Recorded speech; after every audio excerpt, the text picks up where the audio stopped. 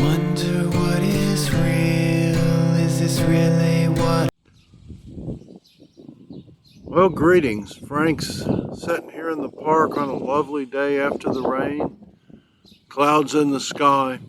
Not even using the mic on this one, just to see how the audio from the camera alone works. I have a question for everybody. Most of you probably never thought about it. Why does much of American evangelicalism, American Christianity, so scared to death of what they call the Hebrew roots movement?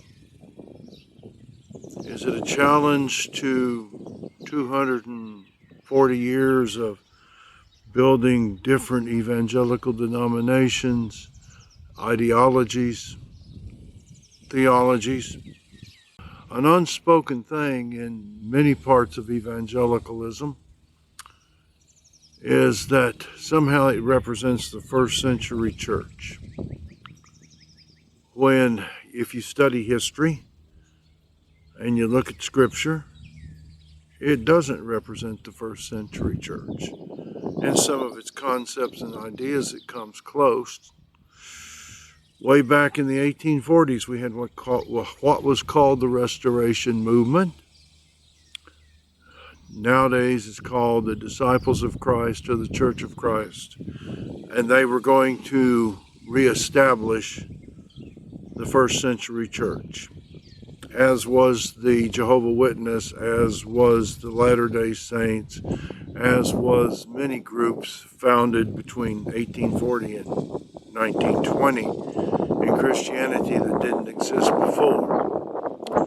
The one thing they never did was do what the apostles did, kept the seventh-day Sabbath, save maybe the Seventh-day Baptist. They came the closest. Unusual thing that you want to restore the first century church. Pentecostals did. They wanted the gifts, the speaking in tongues and all that. Most didn't want the Sabbath. The Seventh-day Adventists accepted the Sabbath from the Seventh-day Baptist, but rejected so much else that was sound doctrine. And yet today there are the heresy hunters. Never thought I'd use that term or even like it. They dress like the guys that come to my door with a tie, which is the standard religious, and a nice shirt. Nothing wrong with that, but they come to my door either from the IFB or the JWs, all wanting to represent their version of Christianity, telling me it is the truth. I'm not going to dress necessarily exactly like somebody in the first century, but I can replicate what they did. I can understand and practice their doctrines. And it doesn't mean you always keep all the things in the Bible absolutely correct. That's where grace comes in. But they tell me I'm not operating under grace from the evangelical camp, especially the heresy hunters that are out there saying that I'm in an absolute cult. Well, for years I was in Pentecostal churches, even preached in some, and in Baptist churches, preached in a couple of those. Why is it the one thing they just absolutely go nuts on and hate is the Sabbath from sundown Friday to sundown Saturday? You can believe that Yahushua of Nazareth, or Yeshua, or Jesus, as some people are convinced is his name, though it's actually, if I were to translate it, it would be Joshua into English, but Yahushua is the correct pronunciation, at least in Hebrew. And if you want me to say Greek, Jesus, everybody's happy there, right? How did he live and what did he do? He kept the Sabbath. He kept the clean food laws.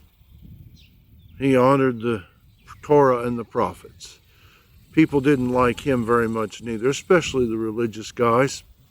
Then we get on to the apostles, Paul, James, Peter, Jude, which all kept the Sabbath and the feast. But today they would be considered horrible Hebrew roots heretics. But shouldn't you do what the Messiah himself said, if you love me, keep my commandments. Was it he that wrote the 10 words on the stone tablets by his finger? If he is the creative agent of the Father, as stated in the first chapter of the Gospel of John, and he is the physical manifestation of the unseen Spirit of the Almighty, then he would have been the guy that wrote on the tablets. Consider that. You can do what you want. You don't have to stand before Frank, but you do have to stand before the Father in heaven. I pray that you're in the first resurrection and just lose some reward, and not in the second resurrection and lose your soul. Anyhow, each to his own. But as for me and my house, we're going to do our best to follow what the Scripture says, hopefully staying humble and telling everybody the real gospel is the gospel of the kingdom. And it's not a church kingdom, it's a Hebraic kingdom found on the principles in what people call the Old Testament and the Jews call the Tanakh. Well, thank you all very much for tuning in.